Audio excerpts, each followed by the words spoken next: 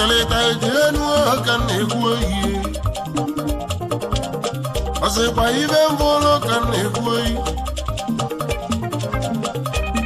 Sinaluga Cosiluye, Equan in Yakan in it. Would have one dance. Imanachi me Mount Selibe. Who will believe I be? Imanago Mavacan. No was on one them. Equan in Yakan in it. I go over Abiosa. Who was on Yakan in him? I say, we want to have a look. My name is Victor Emelonye. I'm the chairman of Ideato Progressive Association. We are a local government in Imo State. We are doing our end of the year party, stroke almanac launching. That's why we are here today. So how did you feel over being in this event today? How did you feel? All of us, we are excited, and if you can see, if you look at the environment, it's conducive. Everybody's relaxed, waiting for the kickoff time. So we are all excited about the whole event. For finding me honored to be here today and be part of this, the unveiling of this almanac. This is the second edition of this, and I must support this unveiling as a progressive. I'm giving the sum of $500 to unveil it. And Mazi,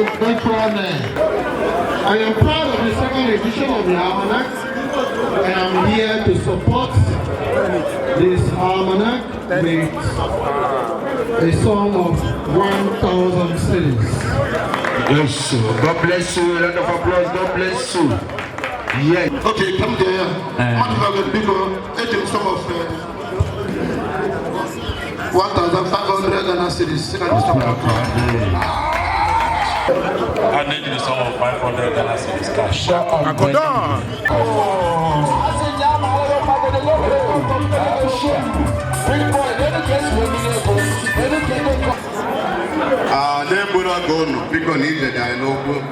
the sum of 500 Ghana cedis. Kappa Digital.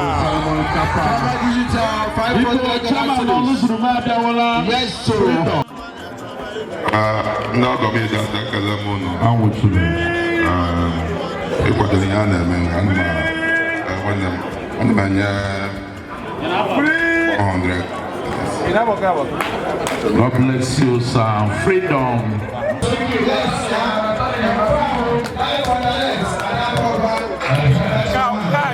Barrister Williams, thank you, sir. You're welcome. 1,000 Ghana. Cash. Yes.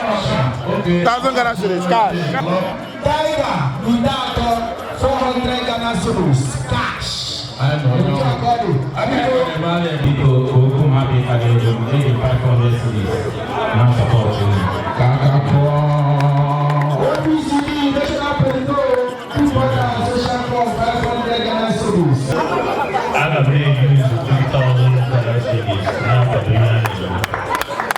Baresi, respected mother, okay, go to president. After you weekend, after the weekend. 2,000 Ghana cedis. God bless you. Chibuto, 1,000 Ghana cedis. Cash. God bless you.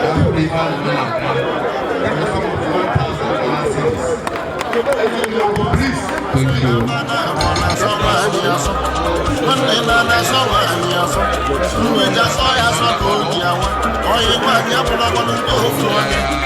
Guys,